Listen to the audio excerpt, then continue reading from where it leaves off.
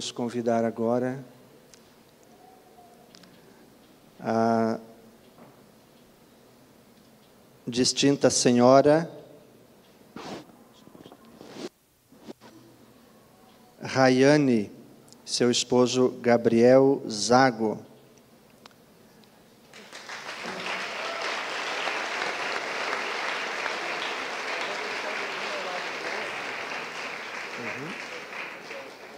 Eu posso ir, isso.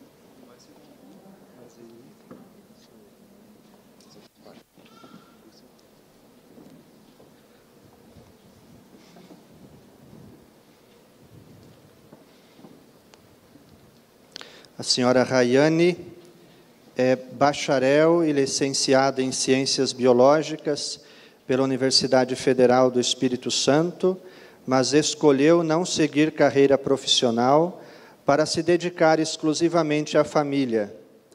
Gabriel é professor da área de eletrônica e pesquisador da área de inteligência artificial. Ambos criaram o blog Lírio Entre Espinhos e se identificam com o carisma da família religiosa do Verbo encarnado. Sejam bem-vindos. Obrigado, padre. É nosso já? O microfone, né? Por favor. Boa tarde. A gente correria, chegamos agora no hotel com os filhos e tal, ó. Ufa, enfim, né? Pois bem, você quer começar falando um pouco? Aí depois eu... temos dois, pronto. Boa tarde, tudo bem? Bom, antes de começar a nossa palestra, o tema dela é a vocação universal à santidade. Eu não posso deixar de convidar vocês a rezar uma Ave Maria, porque se o Espírito Santo é quem obra, né? Quem faz os santos, ele o faz por meio de Maria Santíssima. Ave Maria, cheia de graça, o Senhor é convosco. Bendita sois vós entre as mulheres, bendito é o fruto do vosso ventre, Jesus. Santa Maria, Mãe de Deus, rogai por nós, pecadores, agora e na hora de nossa morte. Amém. Amém. Pois bem, bom, pode sentar, gente, fica à vontade. Como o Rayane falou e como o padre disse, né, nós somos terciários, né, da família religiosa do Verbo encarnado. Vocês devem conhecer, temos um seminarista aqui, quase diácono já, colombiano, e o padre Antônio está ali atrás, né? E as freiras muito discretas, né, com esse hábito azul. E nós somos a terceira ordem, no caso seria a primeira ordem, né, que são os padres, né, a segunda ordem as irmãs, e nós, leigos, da terceira ordem. E como ele disse, bom, o evento aqui cheio de grandes nomes, né, bispos intelectuais com livros, né, e de repente, bom, um casal, né, nós somos um casal ordinário, assim, não temos realmente nada demais, assim, é claro que a Rayane tem um incrível dom para escrever, né, e eu sou um professor, mas de área que não tem nada a ver com religião, com filosofia, com nada, né, sou um professor da área de eletrônica, né. Então, eu só queria começar dizendo que, e sequer também temos muita experiência com pregações, com palestras, né? Há pouco víamos nesses dias as palestras dos outros anos, né? Bom, doutora Filó, que a gente adora ver as palestras dela, infelizmente não pôde vir, né? Mas com uma experiência enorme e uma espiritualidade profunda, né? Assim como outros nomes que também tiveram nos outros anos. E, de repente, um casal, assim. Então, eu só queria jogar a expectativa de vocês um pouco para baixo, né?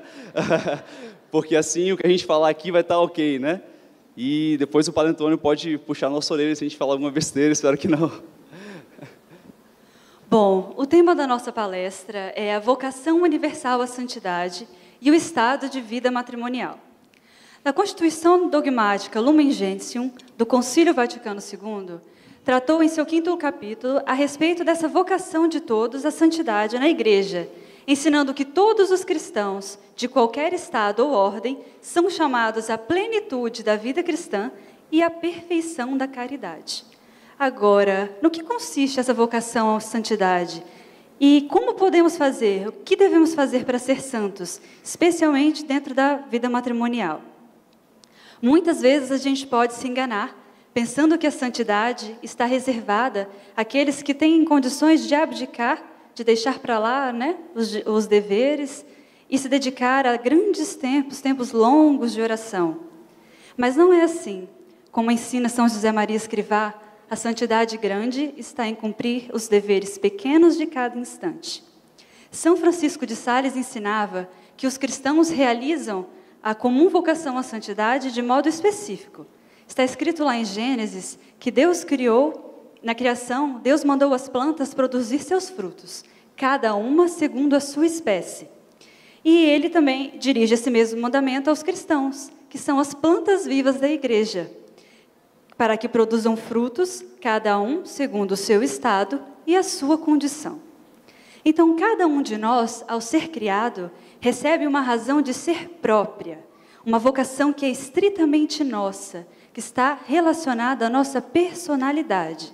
E é esta vocação com que enriqueceremos o mundo, um dom pessoal da doação de nós mesmos para o outro. Realizar esta vocação é a nossa felicidade, é a nossa realização plena. Viemos a este mundo para sermos uma obra-prima. No livro História de uma Alma, Santa Teresinha escreve, abre aspas, compreendi que todas as flores criadas por Deus são belas, e que o esplendor da rosa e a brancura do lírio não tiram o perfume da humilde violeta, nem a simplicidade encantadora da margarida. Compreendi que se todas as flores quisessem ser rosas, a natureza perderia sua pompa primaveril, e os campos já não seriam salpicados de florzinhas. O mesmo ocorre no mundo das almas, que é o jardim de Jesus. Ele quis criar grandes santos, que podem ser comparados aos lírios e às rosas, mas criou também outros menores, e estes devem se conformar em ser margaridas ou violetas, destinadas a alegrar os olhos de Deus, quando contempla seus pés. A perfeição consiste em fazer a sua vontade, em ser aquilo que Ele quer que sejamos. Na exortação apostólica Gaudete et Exsultate, do Papa Francisco, está escrito: Deus chama a todos, e a alguns com uma missão específica, pensada pessoalmente para cada um por seu caminho, vai dizer o concílio. Por isso, uma pessoa não deve desanimar quando contempla modelos de santidade que lhe parecem inatingíveis. Há testemunhos que são úteis para nos estimular e motivar, mas não para procurarmos copiá-los, porque isso poderia até nos afastar do caminho que o Senhor pensou para nós. O nosso caminho, ele é único e específico. Importante é que cada um possa discernir o seu próprio caminho e trazer à luz o melhor de si mesmo. E não se esgote procurando imitar algo que não foi pensado. Todos estamos chamados a ser testemunhas, mas há muitas formas existenciais de testemunho. De fato, quando São João da Cruz escreveu o seu cântico espiritual, preferia evitar regras fixas para todos, explicando que os seus versos estavam escritos para que cada um os aproveitasse a seu modo, pois a vida divina comunica-se a uns de uma maneira e a outros de outra. Quando São Tomé se encontra com Nosso Senhor, ele duvida, e Jesus lhe diz: olhai as minhas mãos e os meus pés, sou eu mesmo, apalpai e vede. Assim, Nosso Senhor nos convida a encontrá-lo na realidade, tocá-lo no nosso cotidiano, no nosso dia a dia. Eis o nosso lugar de encontro com Cristo, não só nas idas à igreja, nem nos tempos exclusivos de oração.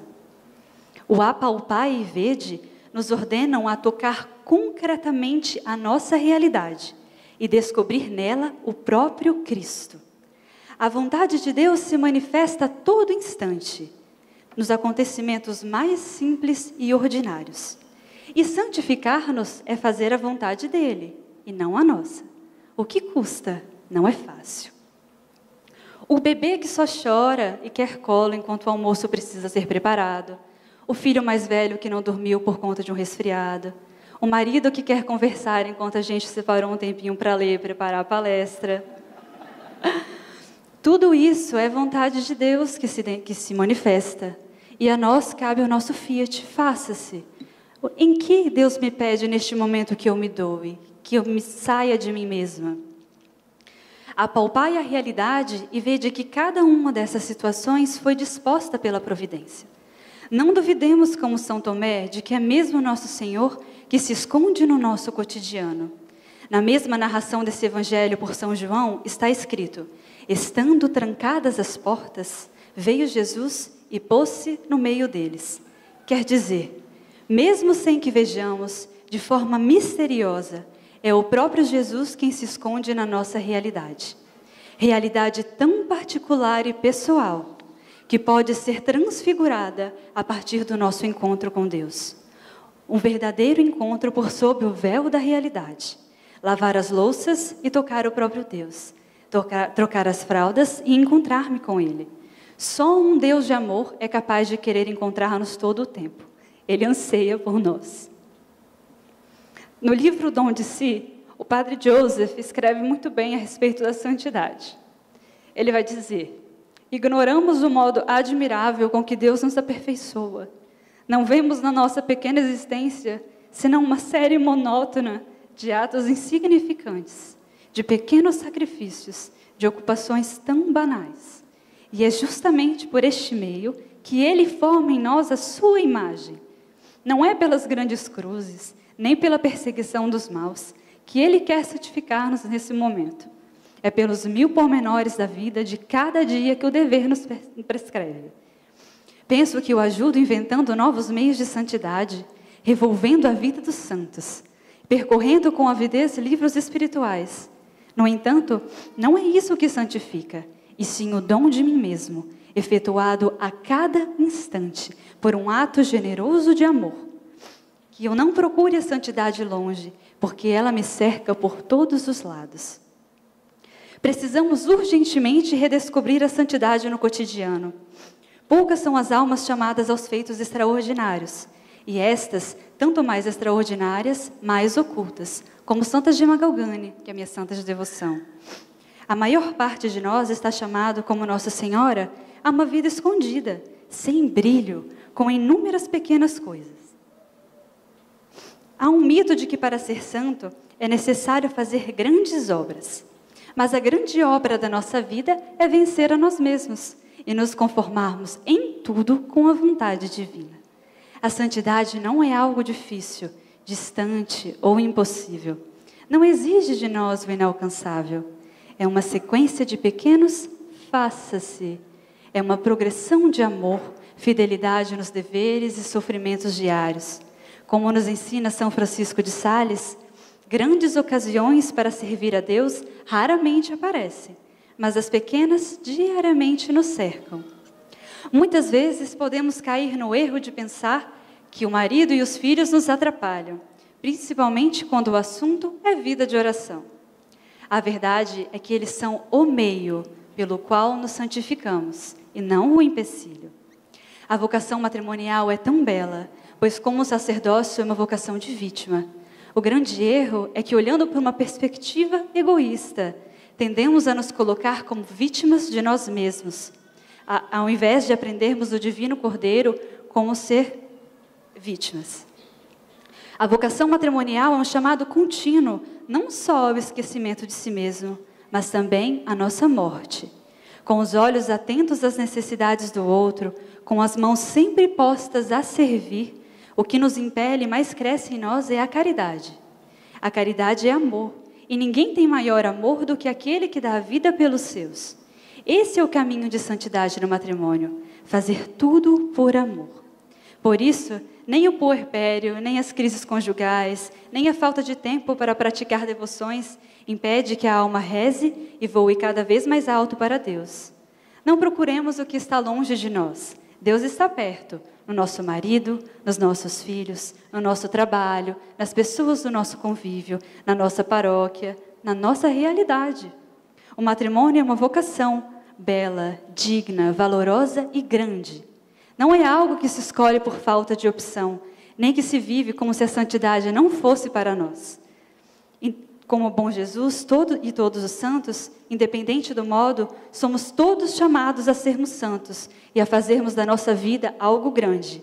Morrer de amor para dele viver eternamente. Obrigada.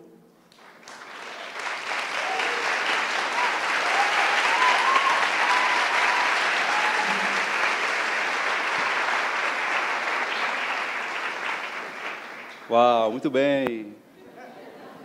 Me zoou legal, hein? Poxa. Legal, você descobre uma mãe, quando ela lê, parece que está contando historinha para criança, né? E Jesus entrou no meio deles. É que contar história para criança tem que ser devagarzinho, para entender, né? Pois bem, agora a expectativa foi lá para cima de novo, né? Aí veio eu falar. Complicado. Pois bem, o tema da palestra não era apenas, né, a vocação matrimonial, senão que o chamado universal, né, a santidade. E claro, como casados, né, como chamados ao matrimônio, vamos dar um foco no que a gente sabe mais, né, que seria a vocação matrimonial. Mas existem diferentes vocações, como todos sabemos, né, e não podemos ignorar que vivemos uma certa crise vocacional. Isso acontece em especial porque nós não sabemos o que é a vocação. Às vezes alguém pergunta para mim, né, você havia pensado em ser padre? E eu pensava que essa é uma pergunta que leva até um pouco de estranheza para nós católicos hoje em dia. Mas se tivéssemos noção do que é a vocação, do que é o chamado de Deus, todo jovem católico deveria responder, ou todo jovem que está para casar, pelo menos, né, deveria responder sim. Claro que eu já pensei em ser padre. Porque um jovem católico que está para se casar e sequer pensou em ser padre, ele não está levando em conta todos os chamados que Deus poderia ter feito a ele. Então, para decidir por uma vocação, e é claro, às vezes algumas pessoas esperam que um anjo venha do céu, né, com um pergaminho e abra assim, padre, e dá para a pessoa assim. E não é assim que Deus faz, né? Ou matrimônio, né? As coisas são um pouco mais sutis e temos que fazer amplo uso de nossa razão, porque Deus nos deu a razão para utilizá-la. Pois bem, então, para os jovens que estão aqui e ainda não se casaram, tem que pensar em ser padre, porque depois, no futuro, já casado, não tem mais volta, é claro. Mas você tem que estar certo da sua vocação. A minha vocação é ao matrimônio. Eu já pensei em ser padre e não foi a isso que Deus me chamou. Para que não ocorra mais tarde crises no casamento. Eu falo para os homens, mas é claro, também vale para as mulheres. Já pensou em ser freira? Tem que ter pensado em ser freira antes de ter se casado. Mas quem já se casou, gente, não pensa nisso que eu falei agora não, tá? Pode entrar em parafuso, não sei, né? Agora abraça a cruz e segue, né? Umas com uma cruz mais pesada, outra com uma cruz mais leve, né? Mas a vocação de todos nós, de qualquer forma, é a santidade. Está no catecismo, né? Desde sua concepção é destinado à bem-aventurança eterna. A vocação comum de todos os discípulos de Cristo é a vocação à santidade e a missão de evangelizar o mundo. Dentro desta vocação comum, Deus convida cada um a percorrer a vida junto a Ele, por um caminho concreto. Deus cria a cada um com um propósito, uma missão, e essa missão é o que se conhece como vocação. Isso é o que é vocação. Então há dois grandes caminhos vocacionais, a vida consagrada e a vida matrimonial. E mesmo dentro de cada um deste caminho, há diversas particularidades, né, que são, como há diversos carismas. Então nós somos terciários do Verbo encarnado, mas nós sabemos que nem todos são chamados a ser terciários do Verbo encarnado, senão a estar em uma comunidade, a viver uma vida de leigo dentro da paróquia, sem estar necessariamente a um instituto religioso, né? Então há várias particularidades, né? Ou mesmo dentro do dia a dia. Eu sou professor, então claramente isso não precisa, é um discernimento já feito, né? Deus quer que eu seja luz no meu local de trabalho, então eu vou ser luz sendo professor, porque é isso que eu sou. Mas há outros que temos que discernir, né? Por exemplo, a Rayane tem o dom da escrita. Ela escreve, eu particularmente acho muito bem. Então, ela coloca este dom à disponibilidade para Deus. Mas se eu, por exemplo, Gabriel, quiser começar um apostolado, né, na internet, online, seja lá o que for, de escrita, vai dar muito errado, porque eu não tenho esse dom que ela tem. Então, esses pequenos carismas e particularidades também existem dentro das vocações. Hoje em dia tem muito disso, né, das pessoas querem colocar um molde, né? É assim que tem que ser um leigo católico, ele tem que fazer um apostolado na internet, ele tem que fazer isso, né? Mas não é assim que as coisas funcionam, né? Como eu repito, né, a razão, Deus nos deu a razão para utilizá-la. Então, bom, exemplo, né, assim como os religiosos também, existem religiosos missionários, existem padres diocesanos também, são chamados diferentes, né? E há testemunhos que são úteis para nos estimular e motivar, mas não para procurarmos copiá-los, como eu ia dizendo, né? Porque isso poderia até afastar-nos do caminho único e o caminho específico que o Senhor predispôs para nós. Pois a vida divina comunica-se a uns de uma maneira e a outros de outra. Então, por exemplo, um pai de família que quisesse viver como um monge cartucho, vocês já viram os monges cartuchos que vestem branco, né? Eles não falam, né? Eles têm um voto de silêncio, né? Imagina um pai de família olhando aquela vocação, achando lindo e querendo viver aquilo, e falando, vou falar o mínimo possível dentro de casa. Vai levar à ruína da família. É um exemplo um pouco bobo, mas isso se encaixa a diversos outros exemplos que podemos pensar. E há uma crise também, aqui é um pouco sensível, né? Porque há muitos casados que querem viver e atuar como religiosos, assim como também há muitos religiosos que querem viver como leigos. Além de existir centenas de almas indecisas que acreditam, como eu disse, que para decidir a vocação precisam de uma aparição angélica para falar qual a vocação. Então, por exemplo, existem padres que querem falar mais e querem entrar na política, em vez de falar da eternidade, assim como também existem leigos que querem entender tudo de liturgia, mas nunca sequer leram um livro sobre a educação dos filhos, que é o seu chamado. Isso é uma completa inversão de valores, inversão de vocação. E isso é uma crise vocacional. A vocação, ela é muito mais do que pertencer a um grupo, seguir regras específicas. Na verdade, ela é um enamoramento, né? É um aquecer do coração, é encontrar um lugar onde a gente pertence, onde a gente cabe, descobrindo que não importam as dificuldades, nós definitivamente não cabemos em nenhum outro lugar. E é assim que foi o nosso chamado, a família do Verbo encarnado. Quando a gente conheceu a família religiosa, a gente soube naquele momento, é aqui, esse é o nosso lugar. E é difícil explicar para as pessoas isso, porque as pessoas esperam um conjunto de regras. Às vezes as pessoas escrevem falando como que a gente descobre se a gente tem um carisma do Verbo encarnado ou não. O que a gente pode dizer é, vai lá, visita, viva com eles um pouco. Assim como certamente também é a família daqui, não é? Então é algo difícil de se explicar. A vocação, ela é um chamado irresistível, que deve ser respondido com fidelidade, amor e entrega total, ainda que custe. E isso é algo também muito importante, porque amar a Deus sempre custa. A cruz é a marca do cristão. Às vezes a gente fica um pouco revoltado quando recebe alguma cruz, uma perseguição ou algo desse tipo, né? Pois bem, este é o momento que Jesus está te amando. O beijo de amor de nosso Senhor é a cruz que temos para carregar. Então não achem que mesmo estando na sua vocação, seja na sua comunidade, no seu instituto religioso, ali não haverá cruzes. Haverá, e muitas. E esse é o caminho de nós, católicos, né, cristãos.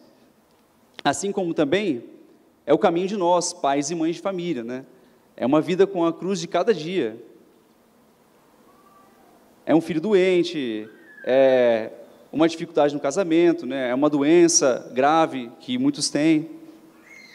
E assim somos chamados a amar nosso Senhor. Nós devemos conhecer os nossos deveres, amar aquilo a que fomos chamados, cumprir com perfeição e amor tudo o que Deus nos pede. Não há que se preocupar em viver aquilo que não está na nossa realidade, nem em procurar clubes para fazermos parte socialmente. A vocação tem de ser a nossa vida real e não os sonhos. E já dizia Santo Afonso que quem perde a vocação perde tudo e dificilmente se salva. Não é difícil perceber que se há tanta infelicidade no mundo, em grande parte, é porque é uma perda do sentido da própria vocação. No Catecismo, no ponto 1534, está escrito: 2 outros sacramentos, a ordem e o matrimônio, são ordenados para a salvação de outros. Se contribuem também para a salvação pessoal, é através do serviço aos outros que o fazem. Conferem uma missão particular na igreja e servem à edificação do povo de Deus. Então, enquanto os sacerdotes servem a todos os fiéis, a todos nós, os esposos, né, servem um ao outro. E isso, uma água, é muito importante de se lembrar, porque a gente tem um serviço hoje em dia, né, como uma humilhação, né? As pessoas colocam isso como humilhação. A mulher, por exemplo, que serve o marido, é vista como menor, como submissa, né?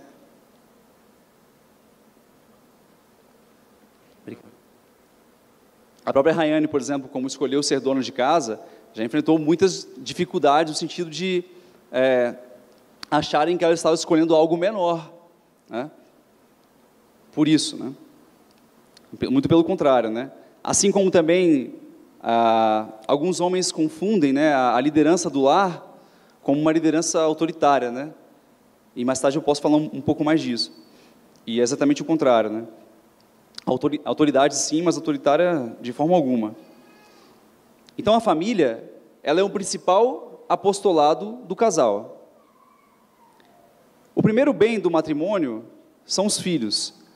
A primeira finalidade do matrimônio é a procriação e a educação humana e espiritual da prole. Amanhã a gente vai falar um pouco mais disso na outra palestra, né? Vocês vão ter que ouvir a gente 2 vezes. O primeiro apostolado do casal, então, é o seu próprio lar. Qualquer atividade, atenção, isso também é um pouco sensível. Qualquer atividade que atrapalhe as funções estabelecidas por Deus para o matrimônio está errada. Vejamos. Você ia falar um pouco que o pessoal te escreve, falando... Pode falar, porque é um pouco sensível, o pessoal pode ficar um pouco... Muitas pessoas me escrevem pedindo ajuda para poder discernir até que ponto, né?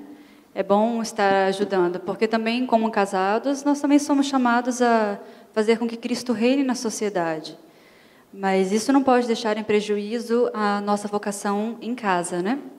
Uma vez uma menina me escreveu, ela era adolescente, ela me perguntou assim: como eu posso fazer para que meus pais queiram ficar mais em casa comigo? Aí eu perguntei: mas eles trabalham muito? Ela falou: trabalham mais ou menos, mas é porque todos os dias à noite, no final de semana, eu fico na casa da minha avó para eles poderem ir para a igreja pregar. E eu sinto muita falta dos meus pais. E ela disse: os meus próprios amigos na escola, né, que os pais não são católicos, que não vão muito à igreja, são mais felizes do que eu, porque eles têm os pais perto sempre, e eu quase nunca tenho os meus pais. Então, eu não acho que Deus queira isso. E essa é a realidade de muitos casais. Muitos casais já me escreveram dizendo: como eu posso organizar mais a minha rotina para que eu tenha mais tempo para os meus filhos? Eu falo: mas como é a sua rotina? Não, todos os dias à noite eu vou para a igreja fazer alguma coisa do grupo de oração, depois eu tenho a liturgia. Falei: bom, mas assim, então realmente você não vai ter tempo para os seus filhos, né? Tem que entender que estar com os filhos, estar em casa, é a primeira coisa, é a prioridade. E é um pouco impressionante, porque realmente são muitas pessoas que escrevem relatando esse mesmo problema, né? Essa mesma dificuldade. Isso, uma vez, o mais chocante, assim, para mim, de certa forma, foi uma mulher que me escreveu muito desestabilizada, porque ela era como se fosse coordenadora de algum movimento, assim, né, na igreja. E ela era casada, tinha 2 filhos e tinha acabado de engravidar do 3º. E o coordenador dela disse que ela e o marido tinham que parar de ter filhos, porque isso estava atrapalhando a missão. E ela veio me perguntar, porque ela falou que ele brigou muito com ela, falando a respeito disso, e ela não estava entendendo por que ele estava falando isso. E acabou relatando que isso acontece muito comumente em várias paróquias, ela tinha amigas que tinham passado por isso, né? Então, isso mostra claramente uma crise de vocação que a gente tem passado. Como diz Santa Teresa, o demônio nos engana com coisas impossíveis, para que não vejamos as coisas possíveis a serem feitas. A missão do casal é ter filhos, educá-los e se auxiliar mutuamente. Qualquer outra missão que venha além disso deve ser realizada sem jamais prejudicar a missão dada por Deus. Muitas vezes o apostolado fora de casa acontece por várias razões, que não por Deus e pelas almas. Acontece por orgulho, por vaidade, por fuga da realidade. É claro que isso não é motivo para nos acomodarmos e não fazermos nada que beneficie a sociedade e a igreja. Mas como diz Santa Teresa de Calcutá, quer fazer algo para mudar o mundo? Vá para casa e ame sua família. É preciso redescobrir a beleza e a santidade do cotidiano, o prazer de estar em família, entender nossa missão de esposos e pais, o nosso lugar na igreja e no mundo, a beleza e a essência da nossa vocação, para que a gente não se perca querendo viver o que não nos cabe. Além disso, também saber entender que cada um de nós está inserido em uma realidade particular, e é nessa realidade que nos santificaremos e ajudaremos que os outros se santifiquem. Como poderemos amar as almas, as que estão sob nossos cuidados, se elas sempre ficam em segundo plano? Isso não é amor de caridade, isso é amor próprio, pois busca aos próprios interesses. Sempre ouço o neném chorando, acho que é o meu. Não é o meu não, né, gente? Tranquilo, né? Alguém dá um ok aí, pelo amor de Deus. E nisso eu indico bastante, né, a ajuda de um bom diretor espiritual. Graças a Deus, no nosso instituto, nós temos padres que nos auxiliam muito nesse sentido, porque é difícil confiar no próprio discernimento, porque a gente sempre está manchado com o orgulho, com a vaidade, com o pecado, é claro. E quando você pede ajuda de alguém mais sábio, que é o diretor espiritual, ele vai poder olhar de fora e falar, não, isto está te atrapalhando, pare. Ou não, continue, isso é escrúpulo, não está te atrapalhando. Então é muito importante a ajuda de um diretor espiritual e desconfiar sempre de si mesmo. Nenhuma pregação é mais eficaz do que uma vocação bem vivida, com amor. Temos de ser pequenas chamas que aqueçam outras chamas ao nosso redor, na nossa casa, depois na família, no trabalho, nas amizades, na paróquia, na nossa cidade. Santo Agostinho diz, queres ser grande? Começa com o mínimo. E infelizmente, muitas pessoas têm começado pelo máximo. Primeiro eu quero converter a Rússia, e depois eu vou converter a minha família. E deixar a família à margem é algo gravíssimo. Eu tenho visto muitos casais lançarem-se em apostolados públicos, sejam online, sejam em suas paróquias e comunidades, e nesse sonho, descuidarem de suas famílias. Se vocês se sentem nessa posição, eu os convido a refletir que a família é o principal apostolado do casal. São José Maria Escrivá dizia que a família e os filhos devem ser nosso primeiro negócio. Ser ausente na família, mesmo considerando apenas a visão natural e não a sobrenatural, é simplesmente catastrófico. Vejamos. No caso da relação entre marido e mulher, o amor entre o marido e a mulher é a imagem do amor entre Cristo e a igreja. Dificilmente temos noção dessas palavras de Jesus. Portanto, quando a sociedade olhar para um casal católico, deve ver ali algo sobrenatural. Não apenas um amor natural entre o homem e a mulher, mas um amor divino. E isso é maior do que qualquer pregação que possamos fazer. E amor, ao contrário do que diz o mundo, não é um sentimento, senão que um ato de vontade. Eu escolho amar. E aqui cabe uma explicação da vontade, né? Vontade é o que a gente entende aqui por força de vontade, né? Porque às vezes você fala, eu estou com vontade de comer um sorvete. Não é vontade, é desejo, né? É um pouco diferente, né? Amor é um ato da vontade, no sentido de que você escolhe, é uma escolha.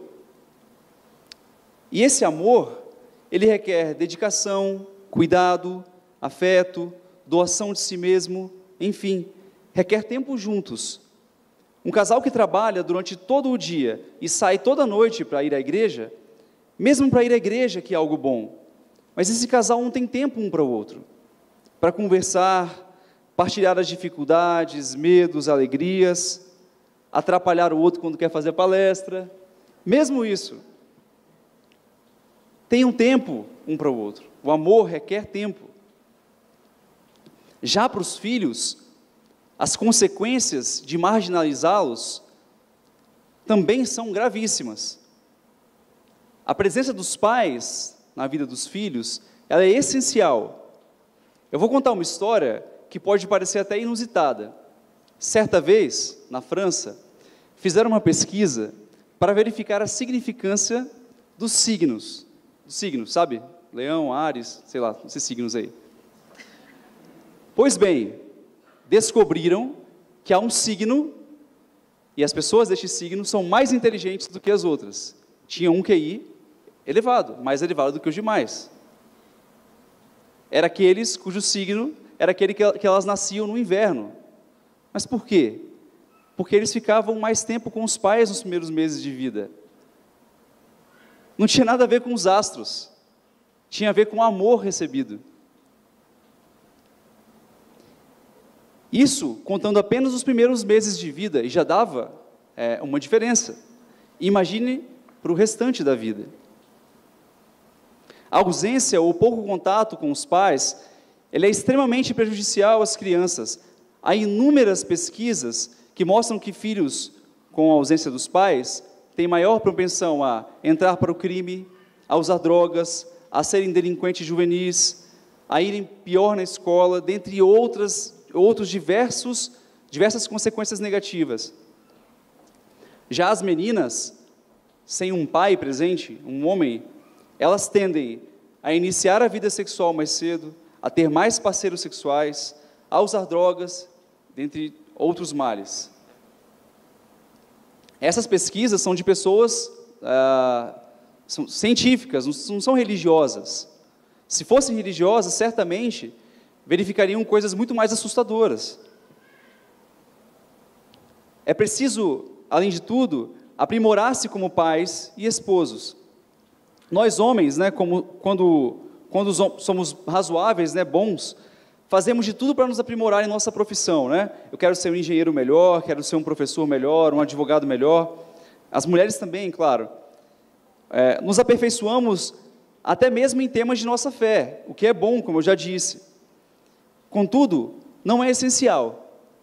De que adianta saber tudo de liturgia, de história da igreja, de fenômenos místicos, se falharmos no essencial, que é ajudar nossas esposas e nossos filhos a irem para o céu? De nada adianta. E aqui não estou fazendo crítica a ninguém especificamente, tá? Óbvio. Tanto a igreja, tanto a sociedade esperam isso de nós, e este é o nosso dever, não só no âmbito da salvação, da eternidade, mas também no âmbito da história, de fazermos Cristo reinar na sociedade. Portanto, pais e mães, esforçamo-nos para nos aprimorarmos nessa difícil tarefa de sermos pais e esposos. Estudem esse assunto, ele é complexo, ele é difícil, ele não vem naturalmente. A gente não nasce sabendo ser pai, é complicado mesmo. A gente indica muitos livros de paternidade, de maternidade, livros, tem diversas editoras, graças a Deus, hoje no Brasil, já trabalhando com o tema de esposos, né, como nos aperfeiçoarmos nessa vocação. Invistam nisso. Se a sua vocação é um matrimônio, vá fundo, aprenda, seja um especialista nessa vocação. Para terminar, a gente vai terminar com... Tem mais água aí? Com um simples testemunho. Eu bebi toda a água da mesa já. A gente fica nervoso, minha boca fica seca, é horrível, tá suando muito. Como eu falei, a gente não tem muita experiência, né, de dar palestra, assim. Obrigado.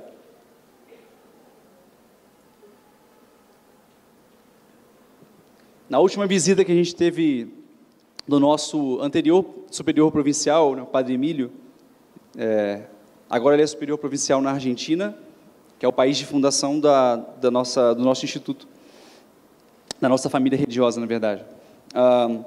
Ele passou um tempo lá na Serra com a gente, né, lá no Espírito Santo, né, e ele nos deu excelentes conselhos sobre esse assunto, né. O que mais nos marcou foi a insistência com que ele nos dizia: quando vocês estiverem no juízo, no dia do juízo, Deus vai perguntar o que vocês fizeram como família, como pais e esposos, e não quantas obras, e como foi o apostolado de vocês. Isso é profundíssimo, entra como uma flecha no coração. Ele nos aconselhou muito sobre como a família vive tempos difíceis e confusos, porque a família não sabe mais quem ela é. Acha que apenas cumprir seu dever de Estado não é suficiente. E o que acaba acontecendo é que nem isso faz direito. E pensam poder mudar o mundo e deixam de lado a própria casa. Ele nos alertou tanto sobre como as pessoas perdem tudo por sonhos. Em vez de encontrarem na realidade do cotidiano, a perfeita realização da vocação, da vontade de Deus, e nisto sim inebriar-se da verdadeira felicidade. Tempos tão dedicados à intelectualidade geram cada vez mais divisão, e a nós, famílias, o bom Deus pede que sejamos simples e guardemos a fé. Que lutemos nosso bom combate do amor no cotidiano e deixemos a providência cuidar do restante. Só poderemos nos dedicar a algo mais quando o nosso necessário estiver perfeito, pois na hora da morte, ter feito apostolado não acrescenta em nada, se aquilo que eu tiver de ter feito como esposo e pai, eu não fiz, ou fiz mal feito. Dediquem-se às suas famílias, um ao outro, aos filhos, deem testemunho da verdade com a vida, aceitem todos os filhos que Deus os enviar. Esse é o caminho da família. Passem tempo uns com os outros. Aproveitem os filhos, rezem, trabalhem, ajudem-se, tenham bons amigos, vivam a vida paroquial, amem seu próximo, o próximo mais próximo, e não se enganem com este mundo virtual, porque a caridade é real, é concreta. A caridade é trocar fraldas, meus caros pais, no meio da noite, e deixar a esposa descansar um pouco. A caridade é ninar o neném que está com cólica. A caridade é lavar a louça porque a esposa está cansada. A caridade, esposas, é servir um belo prato de comida para o seu marido cansado no final do dia de trabalho. Estes pequenos atos de amor, é deles que prestaremos conta no último dia. Não nos percamos no caminho. Que o Imaculado Coração de Maria nos ajude a alcançarmos a santidade em nosso dever de Estado. Muito obrigado. Agradecemos o casal Rayane e Gabriel Zago, que nos falaram bonitas palavras sobre o Evangelho vivido no cotidiano da vida familiar, sob o fundo musical do bebê que chora. O caminho de santidade do matrimônio, fazer tudo por amor. Todos são chamados à santidade. das coisas pequenas chegar às grandes coisas. Eu tomo a liberdade de dizer que não podia ter sido melhor. Inclusive isso, de reconhecer-se pequeno. Obrigado pelo testemunho de vocês. Eu queria aproveitar também para dar a conhecer mais uma vez o site da Rayane e do Gabriel, lirioentreespinhos.com.br. Lá nós vamos encontrar crônicas, dicas práticas, textos de espiritualidade, feminilidade, indicações de leitura, reflexões literárias, masculinidade e, principalmente, textos sobre a vida em família. Também queria divulgar o novo livro do professor Rodrigo Gurgel, que está à venda aqui ao lado, na livraria da comunidade. O livro chama-se Percevejos, Ideólogos e Alguns Escritores, da editora Vide Editorial. É o terceiro livro da série, ainda não terminada, em que o professor Rodrigo Gurgel relê os prosadores da literatura brasileira. O site do professor também, rodrigogurgel.com.br. Lá nós podemos encontrar cursos dados pelo professor, prática de literatura e formação do estilo, à luz dos grandes autores da literatura, é um destes cursos, e também bastante conhecido, Oficina de Escrita Criativa. Confiram o trabalho do professor Gurgel a partir do site rodrigogurgel.com.br. E agora vamos às perguntas.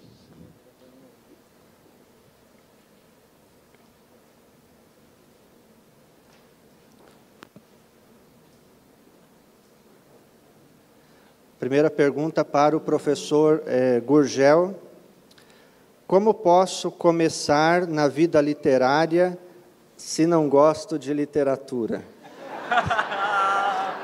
Perdão. Seja quem for, me identifico, hein? Obrigado pela pergunta. Nossa, que pergunta complicada, hein? Olha, eu diria que, infelizmente, é impossível. Seria ótimo se pudessem existir escritores que não fossem leitores, mas é impossível. Antes de ser escritor, você precisa ser necessariamente leitor, e na sua carreira como leitor, nunca vai haver um momento em que você vai poder deixar de ler. Por quê? Porque nós estamos sempre conhecendo novos autores, conhecendo novos estilos, aprimorando a nossa leitura e a nossa escrita, graças aos exemplos de bons autores. E, assim, bons autores existem aí milhares e milhares deles. De maneira que é um trabalho interminável, o trabalho do escritor. Então, não tem jeito. Se você quer ser escritor, você tem que ser leitor antes. Mas assim, não dá tanto trabalho, hein? Escrever dá muito mais trabalho do que ler, puxa vida. Quer dizer, você está querendo fazer a parte complicada e não quer fazer a parte fácil. Não é?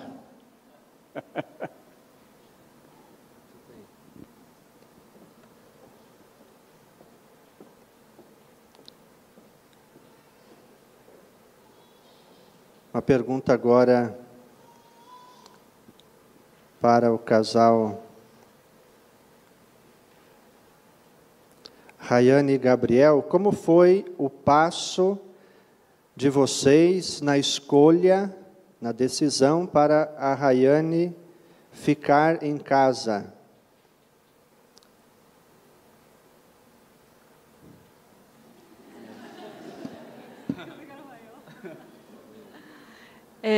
A verdade é que eu nunca quis trabalhar fora. O meu pai queria que eu trabalhasse fora, que eu fosse uma empresária de sucesso, que viajasse o mundo falando vários idiomas. Mas eu sempre quis ser igual a minha mãe, que ficava em casa cuidando dele, de mim e do meu irmão. E eu me formei, né, fui para a faculdade. Quando eu conheci o Gabriel, eu já estagiava, dava aula, mas eu tinha muito claro que eu não queria, que não é isso que eu queria, porque eu queria me dedicar aos meus filhos, não queria terceirizar a educação deles. Mas também sabia que não era uma decisão fácil, porque na sociedade em que a gente vive, muitas mulheres gostariam de estar em casa, mas não podem, porque precisam ajudar os seus esposos, né? Precisam contribuir com a renda da casa, porque os salários são baixos. Então, hoje eu digo que estar em casa não é simplesmente uma escolha, mas é um privilégio. Para complementar um pouco, se é que posso de alguma forma, me parece que a questão financeira é importante, de alguma forma, né? Muitas famílias têm medo de não conseguir prover apenas com o salário do marido. E isso é um mal terrível, né, de nossos tempos, né? Realmente o salário é muito pequeno, é muito baixo mesmo, né? Então poucas famílias têm o privilégio, né, de conseguir que apenas um trabalhe, né? Mas também tem o outro extremo, né, daquele casal que não quer largar os seus privilégios, né? Que confunde privilégios com necessidades, né? Eu tenho a necessidade de viajar à Disney, não sei, sair de férias todo ano, né? Não dá, né, gente? Família grande, na verdade, a dificuldade começa no avião, né? A gente veio com 2 pequenos aqui, 1h30 de voo, já foi bem complicado. Então, como eu disse, amar a Deus tem as dificuldades. Então, quando você começa a ter filhos, mesmo que você tenha uma condição financeira boa, as dificuldades virão. Que então uma condição financeira mais difícil é ainda mais difícil. Então, não tem uma solução simples em relação às pessoas que precisam do salário do marido e da mulher para sustentar a família. Não tem uma resposta simples e fechada para isso. Vai depender de cada caso, mas também é muito importante confiar na providência, porque, infelizmente, nós somos pouco instruídos a respeito da providência e de que ela atua na vida matrimonial, né? Eu lembro quando eu estava me casando, a gente tem um grande amigo, o José Eduardo, que ele é um leigo consagrado. E ele dizia para mim assim, não se preocupe, porque se Deus dá de comer às monjas no claustro, também vai dar de comer no teu mosteiro, que é a tua casa.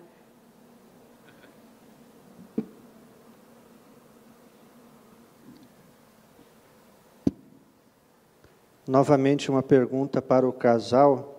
Que conselhos vocês dariam aos rapazes e moças solteiros que se sentem chamados ao matrimônio? Como eles poderiam se preparar desde já para viver essa vocação? E ligada com esta pergunta, uma outra, alguém que quer conhecer vocês um pouquinho mais. Gostaria de saber mais sobre como vocês se conheceram, como discerniram o namoro e como tomaram juntos a decisão pelo casamento. Pode contar, não conta muito não. Estão esperando uma grande história de amor. Nossa, foi incrível, hein, gente? Gabriel me adicionou no Facebook. Mas olha só, a gente já tinha se visto antes. Requer um pouco de audácia, viu, rapazes?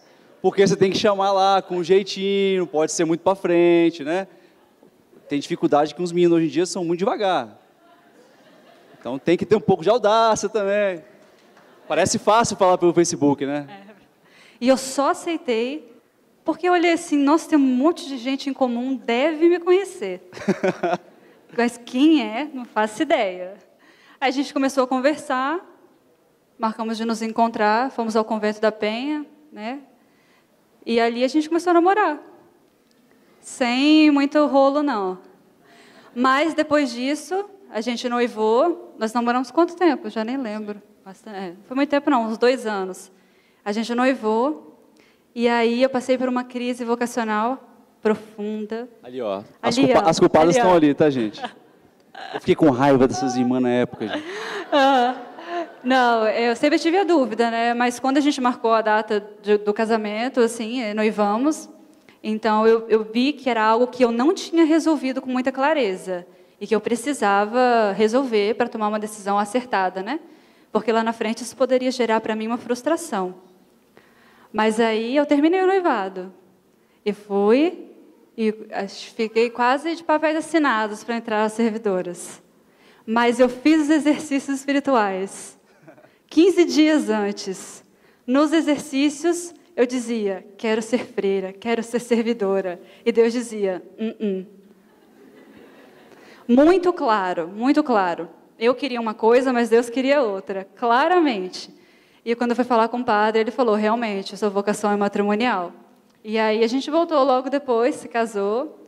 E a nossa vocação no Verbo Encarnado continua, porque hoje somos membros terciários. Aí eu me fiz difícil um pouco também, né, gente?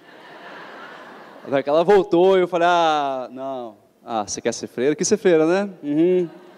Tem que ter um charme e tal.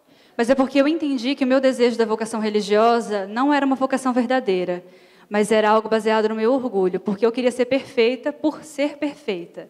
Eu não queria fazer a vontade de Deus. Mas aí, fazendo os exercícios de Santo Inácio, ninguém escapa, tá?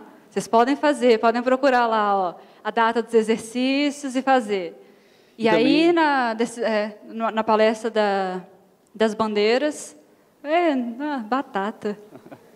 E também as pessoas um pouco acabam confundindo a admiração pela vocação religiosa com a vocação em si, né? Também acontece muito, né? Veja, olha que lindo essa vocação, é muito bonito. Como eu gosto muito, essa é a minha vocação. Então, confundir um pouco, né, o discernimento com o gosto próprio, né? E em relação a conselhos para quem vai se casar, existem... Pode falar, vai, manda ver. Mas, para mim, o ponto-chave do discernimento da vocação, que é importante para quem vai discernir, né? Porque fazendo a regra lá, do que tinha de bom e de ruim em cada vocação, eu vi que o que se tinha nas duas vocações era a mesma coisa. O que mudava era para quem você ia se dedicar. E eu entendi muito claramente que eu queria me dedicar ao meu esposo e aos meus filhos. Eu não queria ter uma vida missionária, né? Isso, para mim, era algo muito difícil. Ter uma vida missionária, me dedicar a pessoas, ao próximo, que não era o meu próximo no sentido de serem os meus filhos e o meu esposo. E eu entendi que a vida de oração, a vida de santidade, o caminho, apesar de, sim, da vocação consagrada ser, né, hierarquicamente, uma vocação mais perfeita, a vida matrimonial, ela pode ser trilhada de uma forma muito parecida. Se você entende o que é a vida de união com Deus e que você está chamado à santidade, e pode encontrar essa união com Deus em todos os momentos, né, da sua vida. Bem, e eu acho que o conselho para quem vai casar, o principal livro, se eu posso falar um livro, né, Ser 3 para Casar, né, do Fulton Sheen, né? Acho que é o livro que, na época, o padre pediu para a gente estudar e ler antes de casar, e realmente é bastante proveitoso. Mas os demais conselhos, acho que a gente falaria demais aqui, e acho que não convém nesse momento, né? Muito bem. Obrigado, Rayane e Gabriel. Agora, professor Rodrigo, várias perguntas para o senhor, mas todas elas interrogam sobre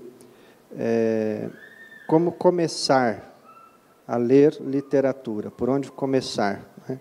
Alguém disse aqui, como me aventurar pela literatura? Se o senhor apontasse aí inícios desse caminho de formação literária e apreço pela literatura. E também várias pessoas perguntaram sobre como iniciar as crianças na literatura. Bom, como é que nós iniciamos as crianças na literatura? Nós iniciamos as crianças na literatura da forma como nós iniciamos elas em todo o resto. Como é que vocês educam seus filhos, por exemplo, para se comportar? Para usar o garfo e a faca, para fazer silêncio, para rezar antes de dormir. Como é que vocês educam as crianças nas menores coisas? Não são sempre gestos de exemplo e de amor? Você vira para a criança e diz assim, olha, agora tem que fazer silêncio, porque nós vamos rezar. E aí você pega o celular e fica conversando com o seu amigo, o seu chefe, enquanto as crianças estão rezando? Não. Tá? Você reza com elas, porque senão a criança vai falar, bom, eu tenho que rezar, ele não. O que está acontecendo aqui? Não é verdade? Você diz para o seu filho assim, olha, não pode mentir. Mentir é feio. Aí, 10 minutos depois, toca o telefone, é o seu patrão perguntando por que você não foi trabalhar, e aí você fala que você está muito doente, está passando mal, está com febre. Quando você está ótimo de saúde, não dá, não é? Percebem? Quer dizer, você cria uma confusão tremenda na cabeça da criança. Então, o começo é esse.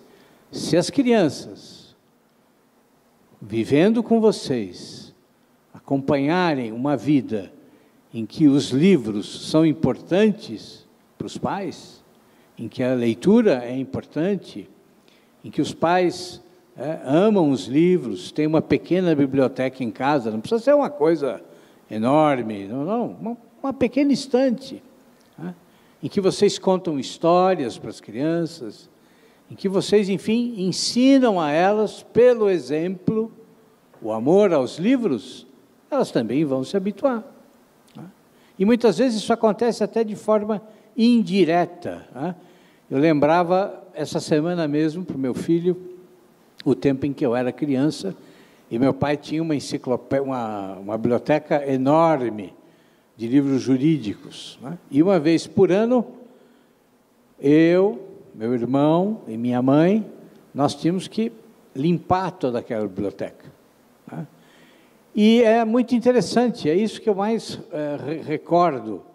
Aquilo que podia ser, em outras famílias, um motivo de cansaço, de cumprir um dever muito chato, porque, afinal de contas, era uma biblioteca grande, tinha que tirar tudo do lugar, limpar as estantes, depois limpar livro por livro, tirar o pó, depois recolocar no lugar.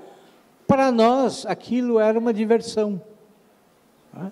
Era uma alegria.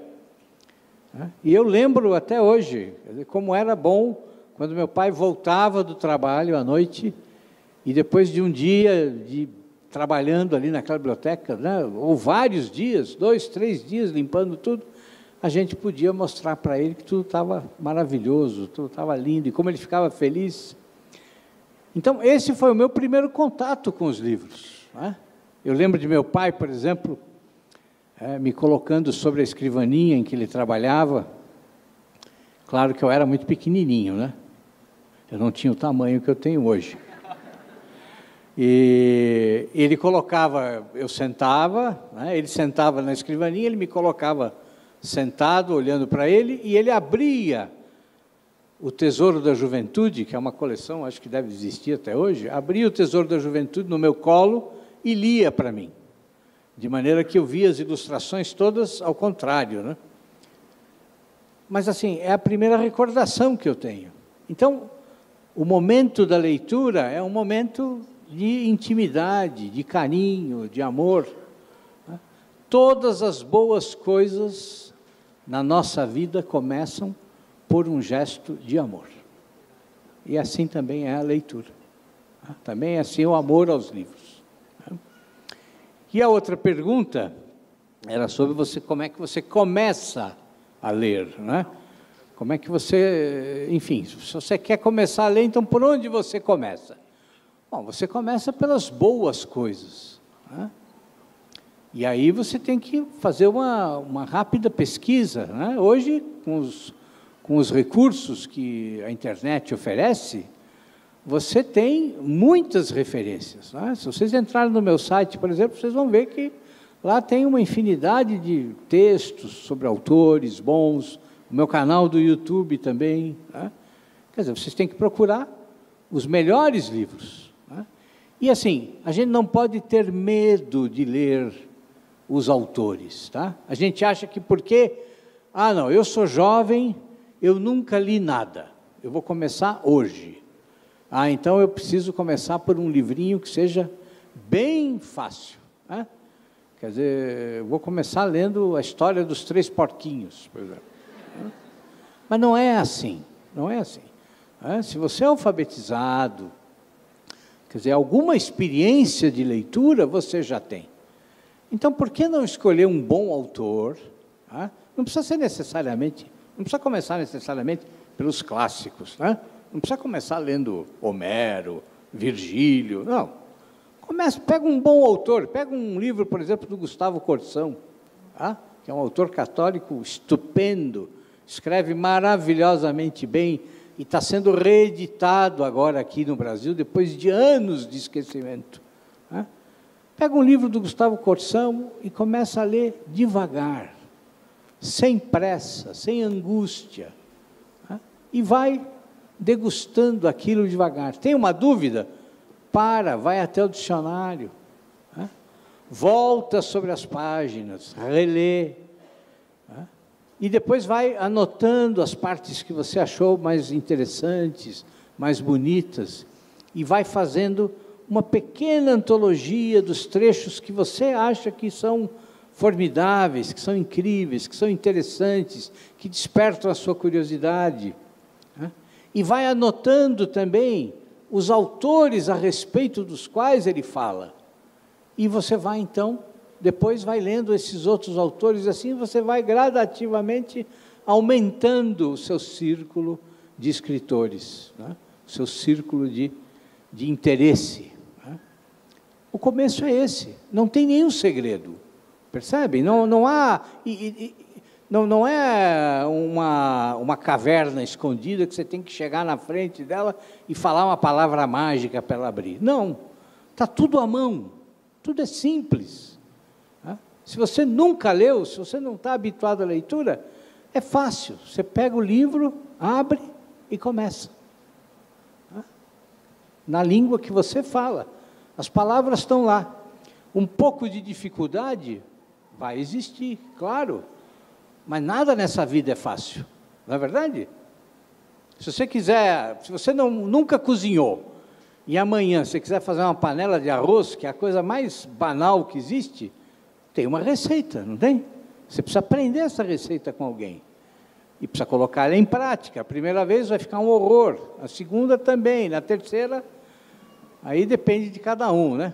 O certo é que na terceira começa a melhorar, mas às vezes não. Até que vai começar a melhorar. Então, não se angustiem, não fiquem ansiosos, não tenham medo. Tá? Muita gente tem medo dos livros, acha que os livros são assim, coisas intocáveis, difíceis, tá? Que são labirintos nos quais a gente vai se perder. Não. Tá? E pensem o seguinte, quer dizer, nós acreditamos na graça de Deus. Nós acreditamos que o Espírito Santo nos ilumina, né? Conduz a nossa vontade, a nossa inteligência, não é verdade? Mas então não tenham medo, né? Eu acho que esse é o começo. Queria reforçar o site para o envio ainda de perguntas, www.menti.com, mas é verdade. E o código 668640. Uma pergunta agora para os três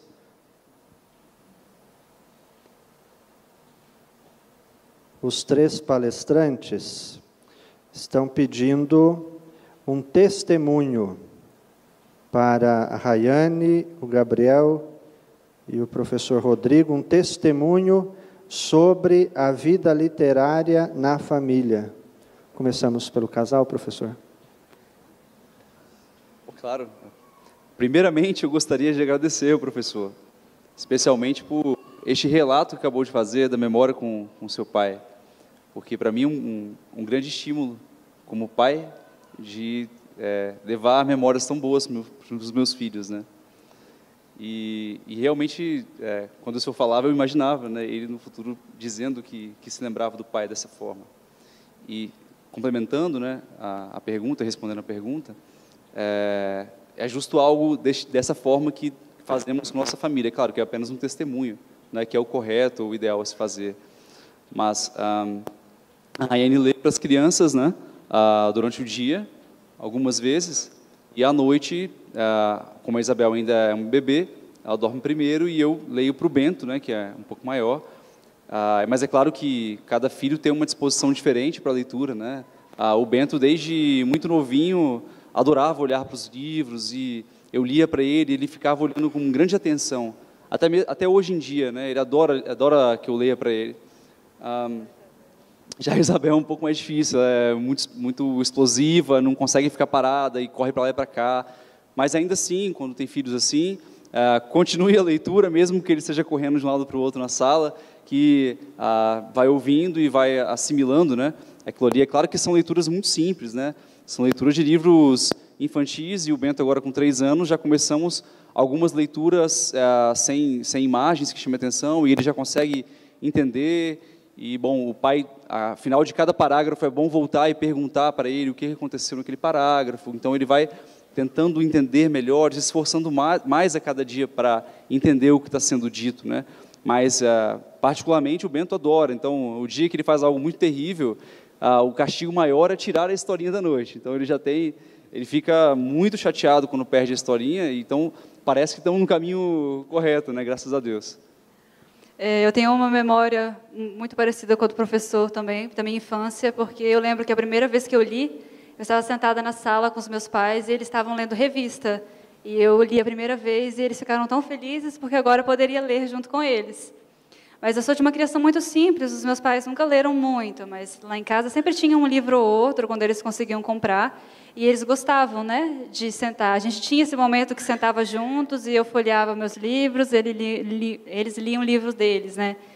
E a minha mãe, embora sem muito estudo também, me colocava para memorizar salmos quando eu era criança, salmos e poesias. Então, até hoje, eu tenho de memória muitas coisas de que eu memorizava, né?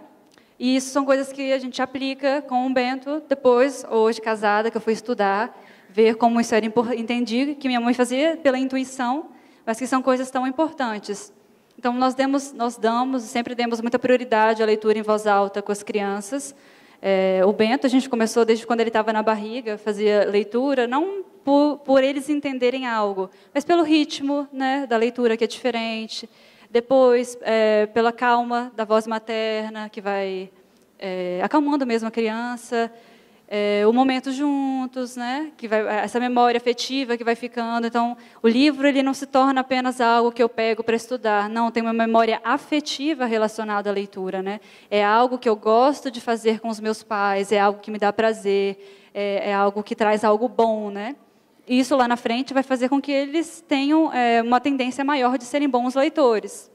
E outra coisa que é muito importante, que a gente chega a não pensar nisso, é que nós deixamos para ler os nossos livros quando os nossos filhos estão dormindo. E eles precisam muito do nosso exemplo de leitores. Então, eles precisam ver que nós estamos lendo, que nós gostamos de fazer isso. Então, ao invés de ficar lá no celular, nos meus tempos livres, não, eu sento no sofá, pego o meu café, vou ler o meu livro, e as crianças já sabem que aquela hora é a hora da mamãe ler. E o que eles fazem? Vão lá na estante, pegam o livrinho deles, e mesmo sem ler, sentam no chão e ficam folheando, como se eles estivessem lendo também. Então, na nossa casa, as coisas fluem muito naturalmente. Acredito também, em grande parte, eu ter sido uma leitora desde sempre. Porque os meus pais, lá em casa, a gente não ganhava brinquedos, a gente ganhava livros. Eles juntavam dinheiro para poder comprar livros para a gente. Então, eu e meu irmão, a gente ganhava basicamente 2 livros por ano, né? Um de aniversário e um de Natal, cada um. E eu vivia nas bibliotecas, sempre gostei muito. E até hoje, graças a Deus, eu posso continuar com esse hábito, porque meu marido compra meus livros. Patrocina nós aí, Amazon. Estão assistindo, certamente, não sei, né? Um outro conselho, acho que importante para quem tem filhos pequenos, é observar bastante o que vai ser lido, né? Quando são livros com imagens, busquem comprar livros com belas imagens, né? No caso de livros com figuras para crianças pequenas, né? A maioria dos livros, você vai numa livraria hoje em dia, os desenhos são horríveis, são um pouco psicodélicos, confusos. Um cachorro, ele tem uma perna torta e fina, é desproporcional, é feio, é muito feio. Então, apresentem livros belos para os filhos. Assim como, um pouco, os livros, o conteúdo também deve ser virtuoso. Então, não apresentem livros, não leiam livros que contêm histórias que exaltem a falta de virtude, senão que livros virtuosos, onde o bem vence, onde a virtude é algo bom, é algo exaltado, e através desses exemplos eles vão aprendendo. Então isso é muito importante nessa primeira infância.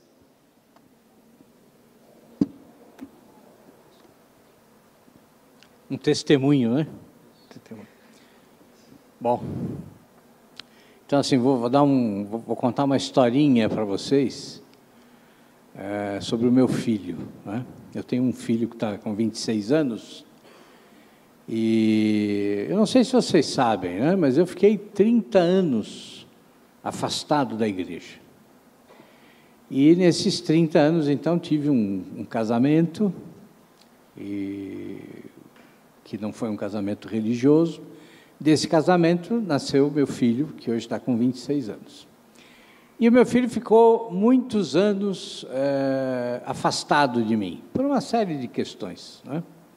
A respeito das quais um dia a gente conversa, porque não é nenhum segredo de Estado. E um dia, quando ele decidiu voltar, ele voltou, já adulto, né?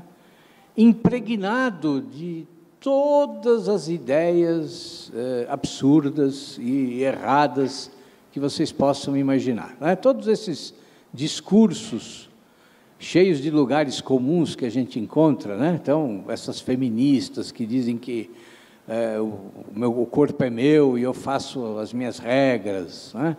E toda essa história de que os terroristas muçulmanos são santos, né? E, enfim, tudo que é o discurso hoje politicamente correto, ele repetia, né?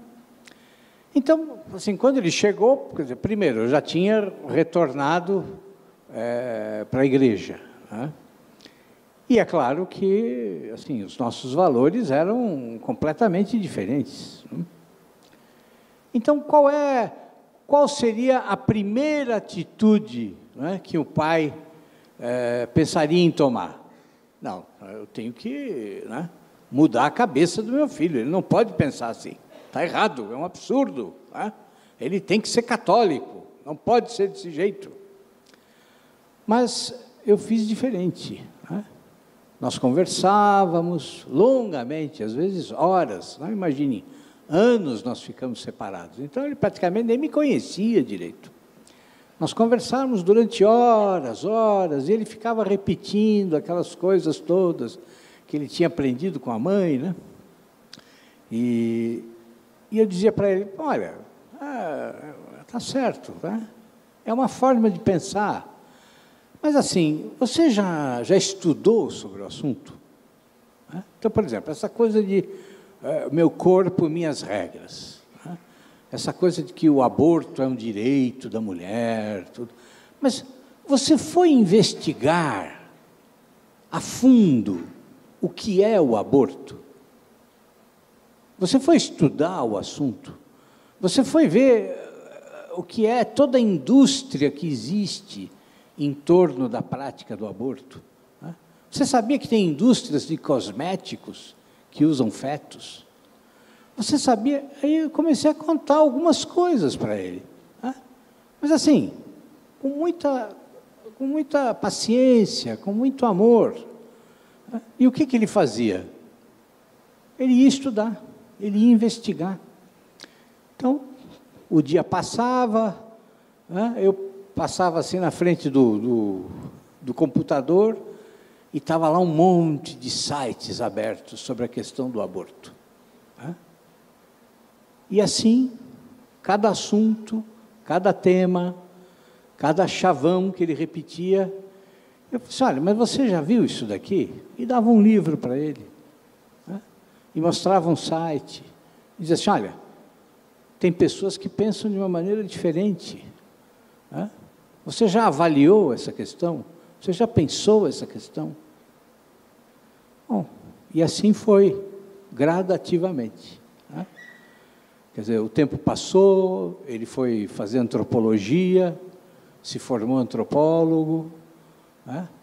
Antes de ir para a universidade, então, por exemplo, eu fiz ele ler um livro sobre a questão da universidade, que mostra os problemas da universidade contemporânea, né? Eu sugeri que ele lesse um ensaio do Otto Maria Carpo, que é muito bom, sobre a questão da universidade. Então, ele foi como que vacinado, para a Universidade Federal. E, graças a Deus, sobreviveu aos 4 anos de universidade, foi amadurecendo, foi abandonando as ideias velhas, as ideias absurdas, e hoje ele está terminando o mestrado dele, já fez metade do mestrado dele, em Santo Agostinho.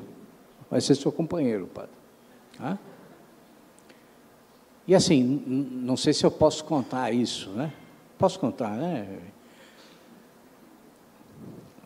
Assim, desculpem, eu fico emocionado, né? Mas agora, em fevereiro, ele vai para o seminário.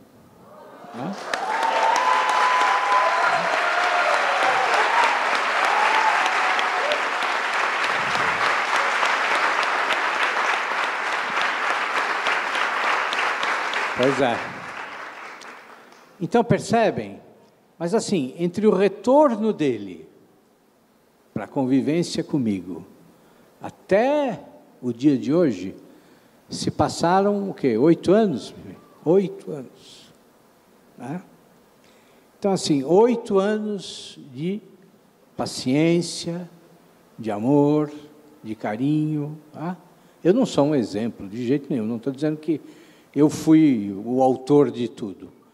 Mas, assim, 8 anos de Deus lentamente agindo na vida dele e produzindo efeitos.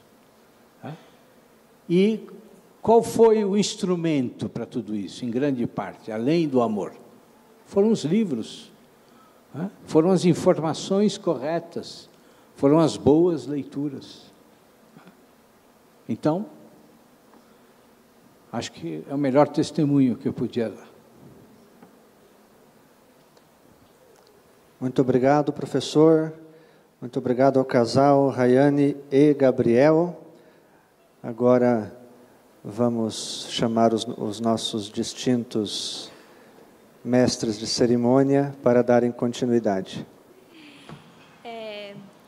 Para os presentes, para os nossos palestrantes, gostaríamos de convidar a família do Alexandre e da Suzeli com sua distinta filha Priscila.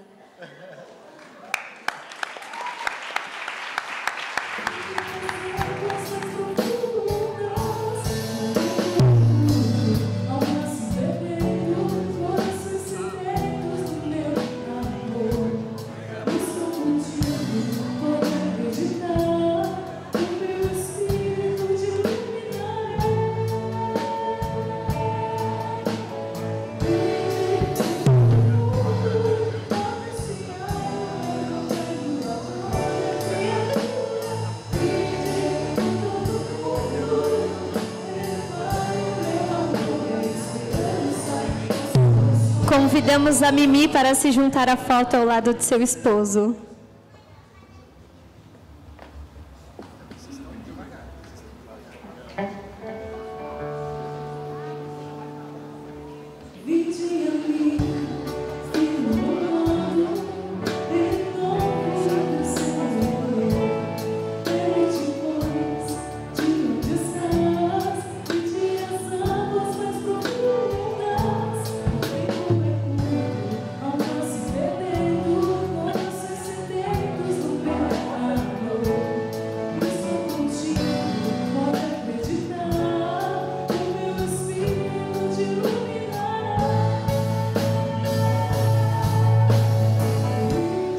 Agora gostaríamos de convidar para o encerramento do primeiro dia do 5º Fórum Famílias Novas do Imaculado Coração de Maria, os nossos fundadores, Benê e Nonô.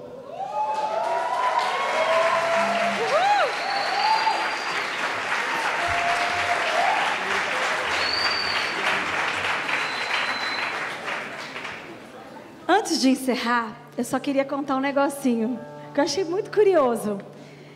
Vocês falaram que se conheceram pelo Facebook. Pois sabia que o Sidney e a Carla também? E que a Suzeli e o Alexandre também? Olha, cadê a Suzeli e o Alexandre? Que interessante. Vocês também? Pela internet? Meu Deus! Os 4 casais se conheceram. Olha que interessante. Porque deu para conversar muito, né? Isso é bom por um lado. Deu para conversar, trocar ideias e não contato corporal, mas sim mental. Que interessante, que lindo, que legal. Uma boa coincidência. Claro, se você pode ter a oportunidade, a comunidade não precisa, né? Quem já está aqui, tudo bem, mas eu digo, é bem interessante, bem bonito. Cadê o Benê? Vem. Eu só quis fazer essa fofoquinha. É que eu achei curioso, os 4 casais, né? Eu sabia de 3.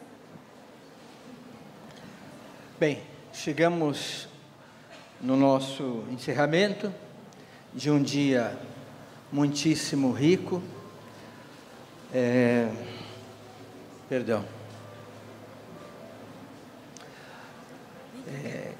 Eu particularmente vi Deus operar de uma maneira muito forte no dia de hoje, em diversos momentos. Aquele encontro do Dom Bertrand com o Dom Pedro Luiz já estava no meu coração. O Dom Pedro Luiz, a gente conhece muitíssimo bem, é um bispo que acompanha a comunidade desde a fundação. O Dom Bertrand a gente conhece mais recentemente, mas nós o acompanhamos também já há muito tempo. Dom Pedro Luiz vem de uma família de 13 filhos. Dom Bertrand de uma família de 12 filhos. Eu tinha certeza que Deus ia operar um encontro da igreja, porque eles nasceram em lares cristãos. E houve uma comunhão entre eles, que pouca gente imaginava que pudesse acontecer, devido à história de cada um. Então é Deus operando. Eu dizia no início, eu faço votos, quer dizer, tenho esperança de que a gente saia deste fórum mais enriquecidos, fortalecidos e enviados para levar o amor de Deus às nossas casas em primeiro lugar, em todos os lares, em todos os lugares, nas universidades, em todos os meios, para estender a mão ao próximo e levar Cristo para as pessoas, para transformar esta terra na terra da Santa Cruz. Mas a partir deste encontro que Deus faz com as pessoas, a família é a base da civilização do amor, e nós precisamos resgatar isso. A igreja precisa proclamar isso com força, promover e resgatar o encontro de Deus com o homem. Eu estou realmente muito feliz desse encontro que a gente viu hoje. Como também o padre Michelino foi brilhante na sua palestra. Ele que é diretor da Rádio 9 de Julho, diretor do jornal São Paulo, pároco da Nossa Senhora do Brasil. A preocupação dele no sentido de, primeiro, cativar os corações para depois fomentar o reino de Deus, que na verdade todos eles, de certa forma, abordaram esse pensamento central de Dom Bosco. Os professores, o Lucas, eu tenho o meu filho mais velho, ele faz direito na UFRJ, no Rio de Janeiro, e é um dos jovens missionários da comunidade, que foi a convite de Dom Antônio Augusto para levar o carisma da comunidade com uma família missionária que partiu para lá também. Ele fala para a gente, né? O Lucas tendo a oportunidade de ir junto com o Fernandinho, com o Fabinho, com a Mariana, enfim, os jovens, a Bárbara Cunha, agora a Jaque, no CDB, né? O Álvaro está aí, vice-presidente do CDB, nosso amigo, super humilde, uma pessoa brilhante também. Então eles estão indo sempre no CDB. E o Lucas falava, o professor Sidney, eu sou fã do professor Sidney, sou fã. ele usa essa expressão, né? Sou fã do professor Sidney. Realmente, o professor Sidney é uma sumidade. Nossa, a gente foi agraciado pela presença dele aqui, desde ontem no jantar com a Nonô, com o Mateus, enfim, foi maravilhoso, né? A gente tem que aprender muito com os nossos professores. O professor Rodrigo Rugel, é uma honra recebê-lo aqui, né? A gente precisa resgatar esse amor à literatura, né? O Brasil tem uma vocação, né, de ser uma civilização cristã sólida. A gente precisa dar uma resposta para o mundo, e nós precisamos sair da mediocridade, e a gente precisa ouvir o que os mestres nos falam.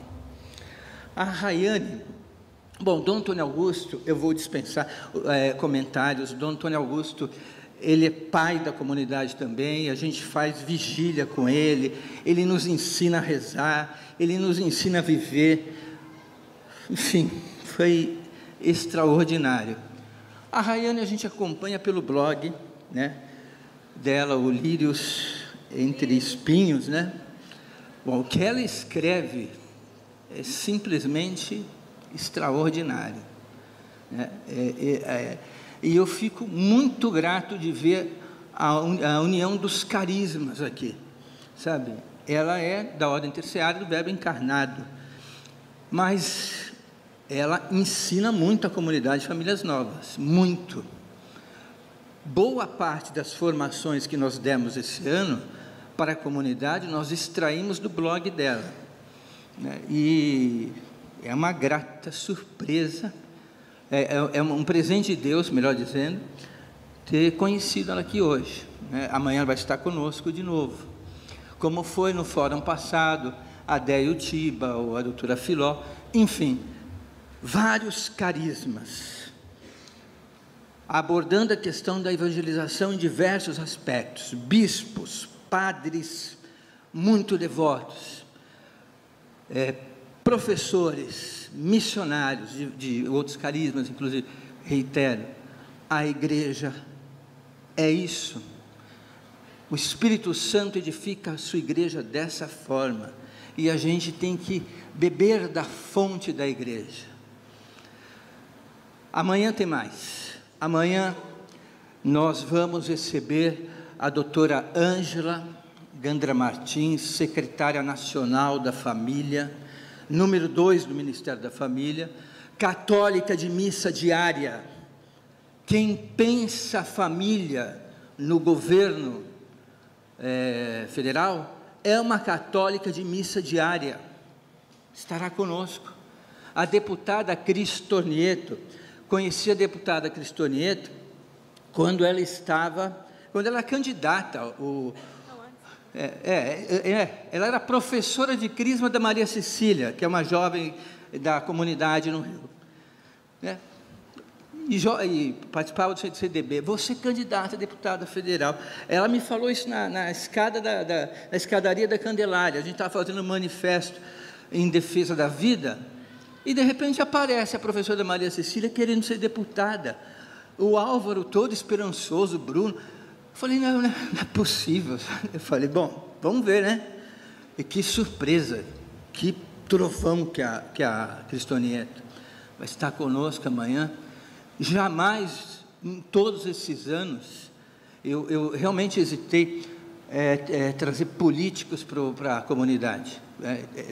Talvez um certo trauma, mas é uma missionária no Congresso Nacional. A partir do momento que eu tenho certeza disso, então eu quero ver essa missionária falar com a gente, sabe? Padre Lodi amanhã, Padre Lodi também aqui é um nosso mestre, né? Está conosco desde o primeiro fórum, nos ensinando, nos orientando, nos conduzindo. E amanhã vamos ter o Padre Lodi 2 vezes, né? De manhã e no encerramento do fórum. Então, quem não fez inscrição para amanhã, se ainda dá tempo, ainda tem algumas vagas, vale a pena, né? Vai ser um dia muito rico. Vamos agora agradecer a Deus por esse dia. Em breve as palestras vão estar disponibilizadas também, para a gente rememorizar e aprender cada vez mais. E faço votos que todos estejam profundamente tocados e que possam voltar para suas casas, para amarem as suas famílias e santificarem no dia a dia, levando este Evangelho a outras pessoas. O Padre Milson, nosso assessor eclesiástico, padre cooperador, sacerdote cooperador da comunidade, por favor, nos abençoe. Padre Lódia, se puder vir também, vamos. A Nonô faz questão, você sabe que a Nonô é fãzaça do Senhor, né? A comunidade inteira.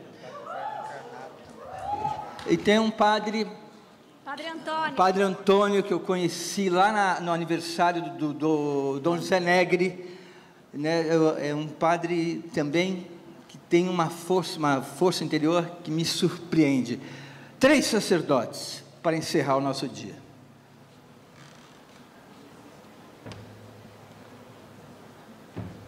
Eu proponho que nós agradeçamos a Deus o dia vivido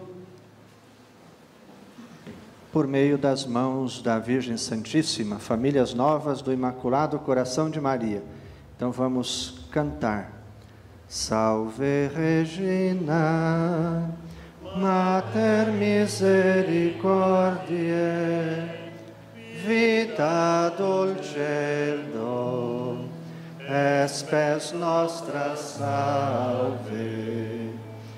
A te clamamus, exules Filii Eve, a te suspiramus, gementes et flentes, in ac lacrimarum vale.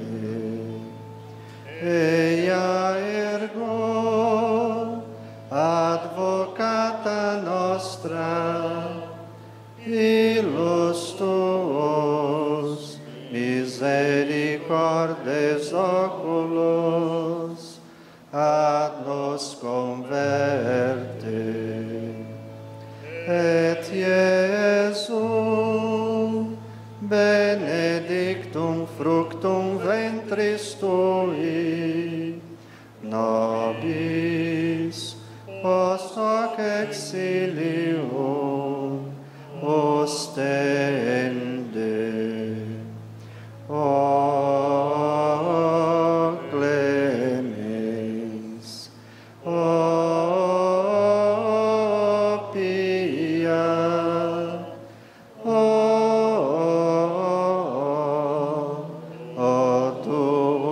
dulcis Virgo Maria. Rogai por nós, Santa Mãe de Deus,